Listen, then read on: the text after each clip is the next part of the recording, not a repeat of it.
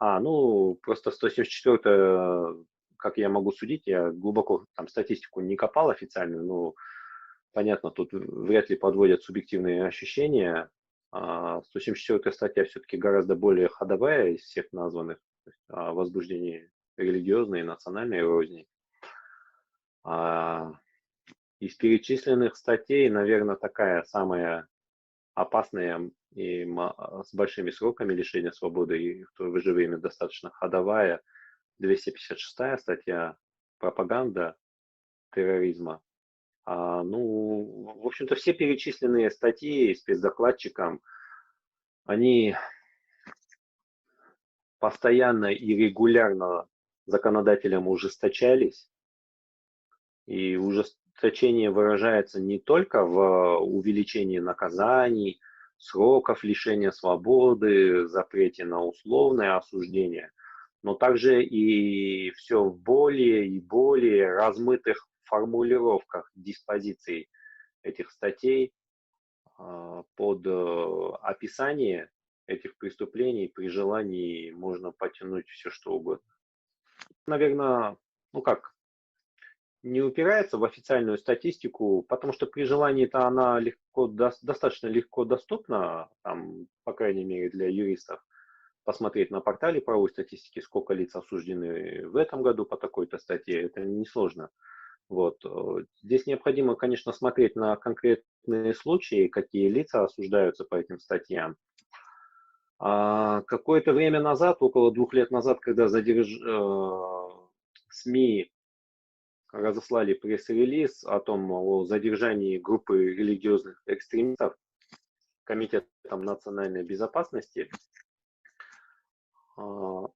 я для себя как-то вот помню, даже я, будучи адвокатом, там, разделяя правозащитные взгляды, я где-то вот в душе эту новость оценил как позитивную. Ну вот, замечательно, там комитет работает, там, да, как-то бережет наш покой. Через некоторое время, где-то через полгода, я встретился с женой одного из подозреваемых, правильно уже на тот момент обвиняемых, поскольку уже судебный процесс начался, я ее проконсультировал по текущему делу, и я был в ужасе, что людей судили на основании просто тупейших, я это слово не побоюсь, заключений экспертов, специалистов, ну, людей, которые так называют себя, которые просто нашли грязь из-под ногтей и на ровном месте натянули сову на глобус. Вменили, то есть исказили так смысл слов людей, которые они произносили, писали, так, словно они, в общем, занимались такой пропагандой терроризма, экстремизма, призывали к национальной, религиозной розни. Вот. И тут когда ко мне пришло это осознание этого происходящего кошмара, мне стало стыдно за свои мысли.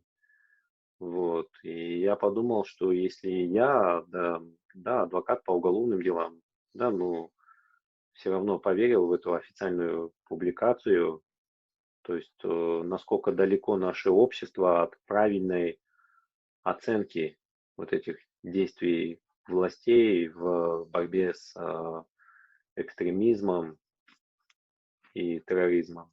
На самом деле вот эти вот финансовые ограничения в отношении экстремистов это еще не самое страшное, потому что в отношении так называемого религиозного экстремизма правоохранительные и специальные государственные органы вообще не чувствуют себя связанными зачастую какими-то вот базовыми правилами, такими, что ли, поведения в отношении такой беловоротничковой преступности и какой-то повседневной некриминальной преступности. С ними, такими лицами, которых называют религиозными экстремистами, правоохранительные органы зачастую вообще не церемонятся, и пытки – это достаточно распространенное явление, начиная с момента задержания таких лиц и вплоть до их содержания в учреждениях уголовно-исполнительной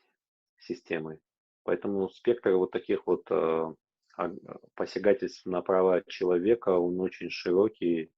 И то есть это давление вот экономического, там, социального давления на работодателей таких лиц, на их доходы, то есть такое социально-экономическое давление, да, и вплоть до такого политического преследования, уголовно-правового и вплоть до, в общем-то, физических наказаний, пыток и жестокого обращения. Вот совсем не со всеми этими, далеко не со всеми, конечно, этими вещами знакомо общество, широкие его круги, кроме тех вот лиц, которые регулярно с этим сталкиваются в силу, скорее, адвокатской, правозащитной деятельности и разве что семьи этих лиц, страдающих вот от таких необоснованных преследований. Один случай я этот описал, да, когда мне стало совестно после вот, общения с женой обвиняемого. В конце концов, кстати, его осудили несправедливо. Вот. Я думаю, что на самом деле таких случаев много. Почему? Просто, может быть, я там не так много их знаю и встречаю. Тут надо признать, что зачастую эти лица находятся на обочине социально-экономической жизни и им зачастую просто недоступны финансово услуги адвоката. И эти лица плюс еще и страдают от отсутствия нехватки такой качественной юридической помощи. Вот. В общем, такой спектр, комплекс их проблем очень чрезвычайно широкий. Мне даже кажется, вопрос, к сожалению, я боюсь даже не в том, что тема эта табуированная там в СМИ, у журналистов. Я очень сильно боюсь, что подчас эта тема просто не находит интереса у общественности. Понятно, он пишет про то, что людям интересно и то, что читается. Вот. А здесь, наверное, проблема очень во многом связана с тем, что у нас общество здесь не то чтобы расколото, но как-то, в общем, тут как кружок по интересам. И многие просто не понимают кошмара происходящего и вот этих зачастую несправедливых отношений там, гражданских активистов, каких-то лиц, которые считаются, что исповедуют нетрадиционные религиозные течения. И вот наблюдал, да, что даже такие вот, вроде бы подобные открытые процессы, они особого интереса такого у публики не вызывают, как, скажем, какие-то громкие резонансные дела с участием известных чиновников, банкиров, там, или какие-то кровавые дела. На самом деле блокировки, надо признать, все равно они достаточно действенные. К примеру, я сам испытываю постоянно эту там проблему банального. Ладно, хорошо сейчас там, да, перестали власти этими глупостями заниматься и блокировать Facebook, Instagram. И как видите, режим от этого не пал. Но вот банальная проблема там в первую очередь, которую лично я замечаю, да, там не могу зайти на Медузу, на сайт этого СМИ, вот, и это ведь связано с какой-то публикацией Медузы о положении дел русского этноса в Казахстане, и которая там, по мнению какого-то суда, вот как раз-таки сочтена вот ее характер таким экстремистским. Мне кажется, это, помимо того, что это просто несправедливо, незаконно, мне вообще, в принципе, кажется странным такой несоразмерный ответ вместо там блокировки, удаления какой-то конкретной статьи, там линка, да, на конкретную статью, блокировка всего новостного ресурса. А вот эта борьба с экстремизмом, она в конечном счете задевает каждого гражданина в итоге. Другое дело, конечно, что это было как-то заметнее там в позапрошлом, в прошлом годах, когда это уже касалось каждого гражданина в стране, когда население начало жаловаться даже на то, что вечером дети не могут посмотреть мультфильм на Ютубе. Вот. Как только этот законопроект даже начал разрабатываться по поводу лишения гражданства, могу к своей заслуге отнести то, что я, по-моему, первым вообще заговорил об этом, и там первоначальные предложения, если не ошибаюсь, Министерства юстиции, они вообще звучали безумно по такому широкому применению лишения гражданства. Вот. А, И впоследствии там это как-то еще хоть гуманизировалось в итоге в окончательном законе. Мне неизвестны случаи, будет очень интересно, если вы, Анара, поделитесь такими, чтобы суд хоть раз кому-то назначал при приговоре суда лишение гражданства. А, я думаю, то, что эта мера вот одна из тех, где таких чрезмерных, где власти вот уже просто не знали, что еще придумать для борьбы с своими потенциальными оппонентами. На самом деле, ну и тут юмор еще ведь в чем? А, По крайней мере, законодателю хватило ума это лишение гражданства не рассовывать по уголовному кодексу налево-направо, как санкцию. И в большинстве случаев, там, я не, вот, там, не помню точно, но насколько я помню, эта санкция все-таки применяется, как правило, при особо тяжких преступлениях и, соответственно, со сроками лишения свободы свыше 12 лет. Учитывая отсутствие там, возможности у лиц осужденных таких еще и на условно-досрочное освобождение, то там при сроках там по 10, 15 и больше лет лишения свободы, то такой вопрос еще не скоро встанет, если даже и появятся такие осужденные. Но мне кажется, и я надеюсь, по крайней мере, что судам и властям в целом, да, когда мы говорим казахский суд, это не разрывно, конечно же, с исполнительной властью. Но я надеюсь, что хватит разумности. Я прошу прощения, я все время тут улыбаюсь. Это, конечно, я повторю, смех и грех. Тут вообще ситуация и печальная, и одновременно веселая. Дело в том, что вот эту часть проблемы вы-то уже осветили. Хорошо, человек отсидел свои там 10 лет, он вышел, и он больше уже не гражданин. Ладно, ну, в тюрьме, по крайней мере, этот вопрос решается. А что делать с человеком, у которого нет гражданства?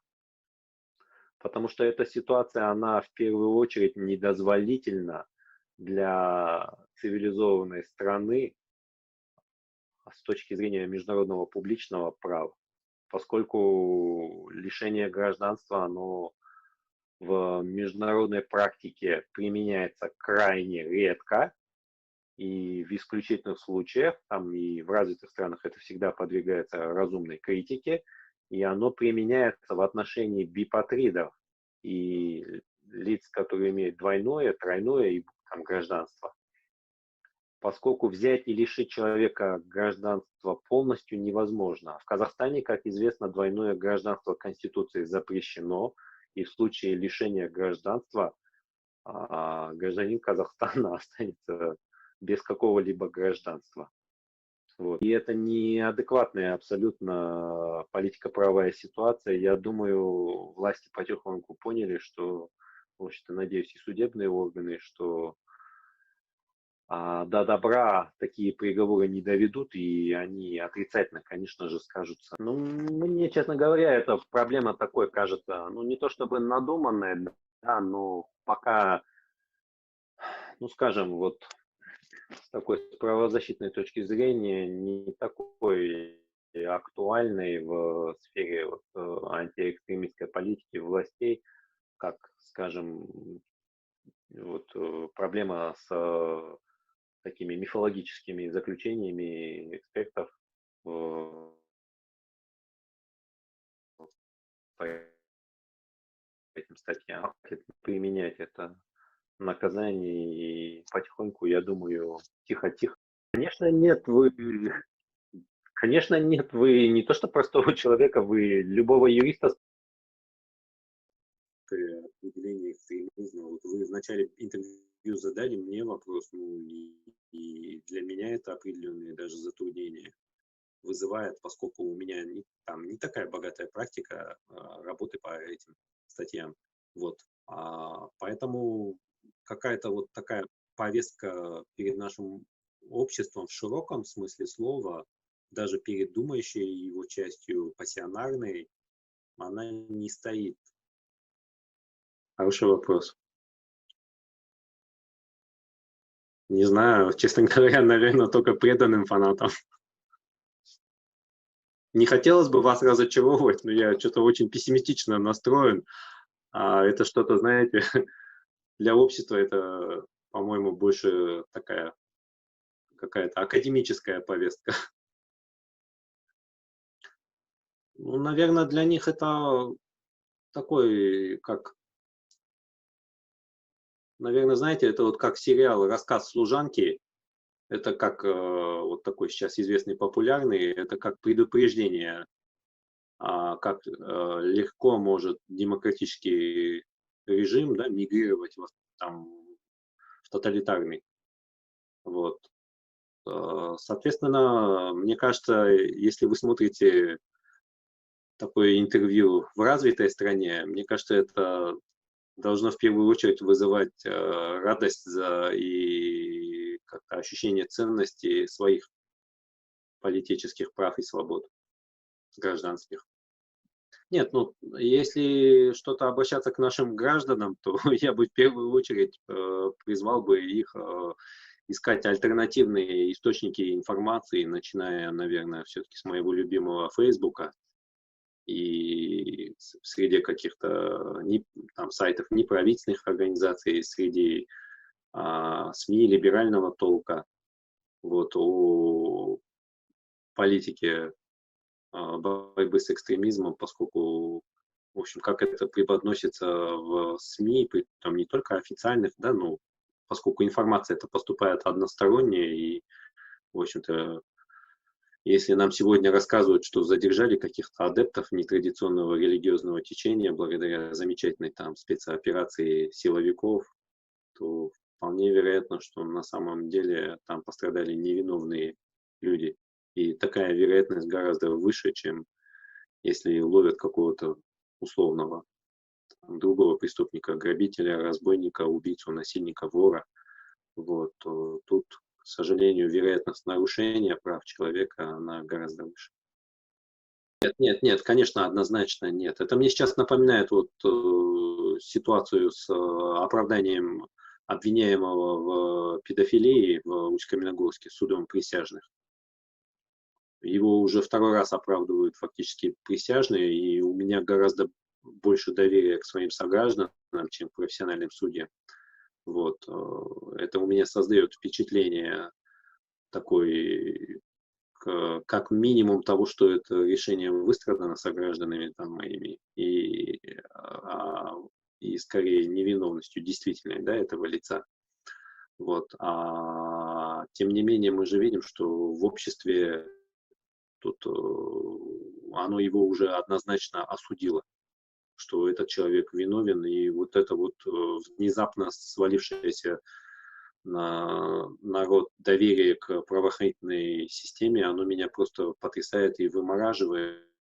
И, наверное, надо признать, что когда, опять же, задерживают там и осуждают там, лиц и по обвинению в каком-то там религиозном экстремизме, национальной розни, то очень часто общество рукоплещет и не догадывается, что за этим скрывается беззаконие и несправедливость.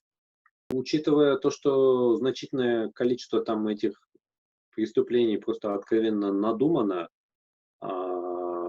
сотрудниками правоохранительных и специальных государственных органов, которые желали просто выслужиться и заработать там очередные звездочки на погоны. А те лица, которые там действительно, может быть, виновны в возбуждении розни, каких-то других составах, в развитых странах получили бы гораздо меньшие сроки и лишения свободы или наказания, не связанные там с этим. Вот. То, конечно, тут решение проблемы, наверное, состоит в том, чтобы не вызывать чрезмерного ожесточения этих людей и все-таки гуманизировать законодательство по отношению к ним и при этом как-то, в общем-то, пытаться этих людей все-таки исправлять и социализировать, на что и должна быть, конечно же, направленная система исполнения наказаний. Заключенные тоже люди,